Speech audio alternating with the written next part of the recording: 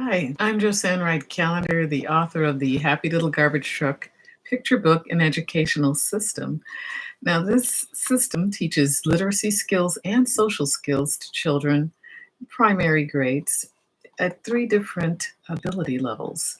And I thought it would be a great set to start the school year with and setting up your centers, assessing students. It's just a really wonderfully packaged piece of material that I created with the Happy Little Garbage Truck being the main focus of the lessons.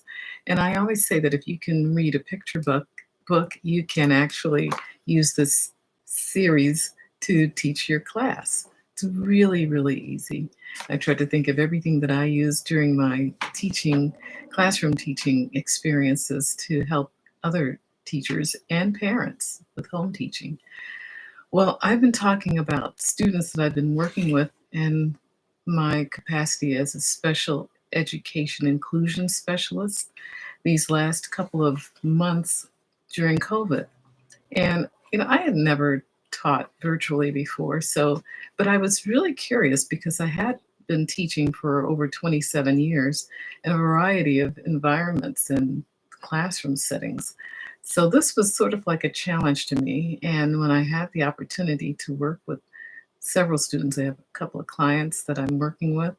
I said, well, but let's go at it. Let's do this and see if I can help children in the virtual platform because I figure that teaching is teaching, and as long as I could make it fun, I felt that I could actually help students gain some skills. But the challenge was for me more so than for them, I thought. But as I started with these three students that I'm talking about this week, I found out that the challenge was mutual. Um, After so many months of COVID quarantine, my students had been losing a lot of interest in school because there was no indication as to when things would shift or change and when they go back. And that is a setting for creating a lot of um, depression and feeling that there's very little that one can do. And that's where we come into that whole thing about the inner locus of control or an external locus of control. And I've read, this is getting off a little bit off topic, but one individual said that you use downtime to improve your skills so that when you come out, you'll have a head start on other things that you'd like to do.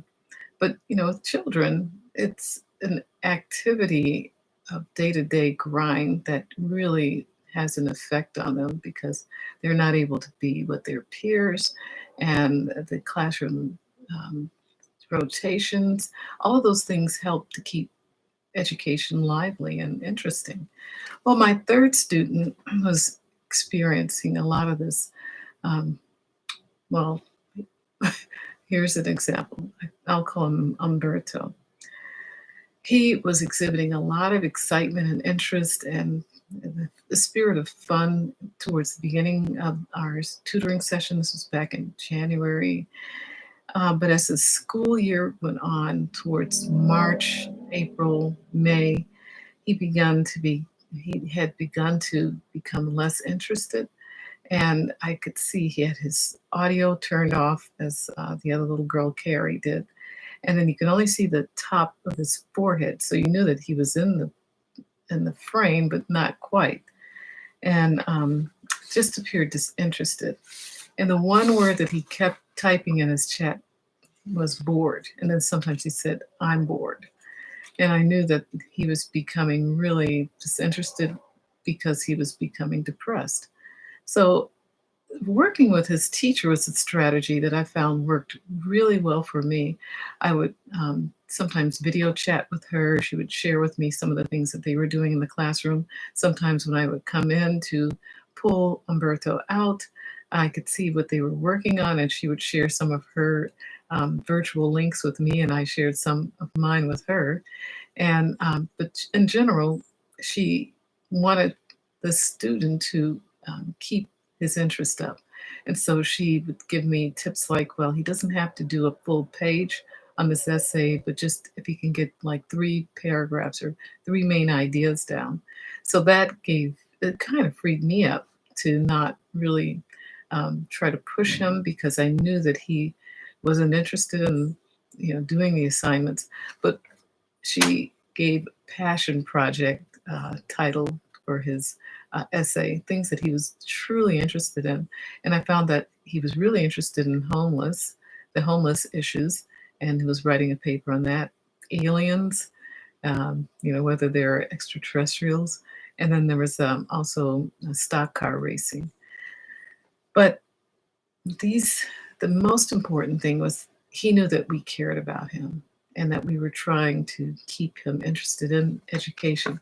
So, I told you that I could only see the top of his forehead. I found out that he was playing a video game and that was keeping him from being bored. And so when he shared a couple of his games with me, I said, would you like to learn how they made those games move behind the scenes? And he said, yeah. And so I turned him onto a coding site, and we played a couple of games, and I had him go on and he shared his screen with me. And it was amazing how quickly he caught on to the movement and the strategies of looping and things of that sort. So what I was really thinking about, okay, this teacher helped me in making his assignments more accessible. And then you have to find out what your students are interested in. I mean, that goes back to original teaching skills, teaching 101. And this actually, I think it gave him some increased interest in learning a new skill, which I told him he could actually become a coder, and this could be a job for him when he got out of high school, or even while he was in high school.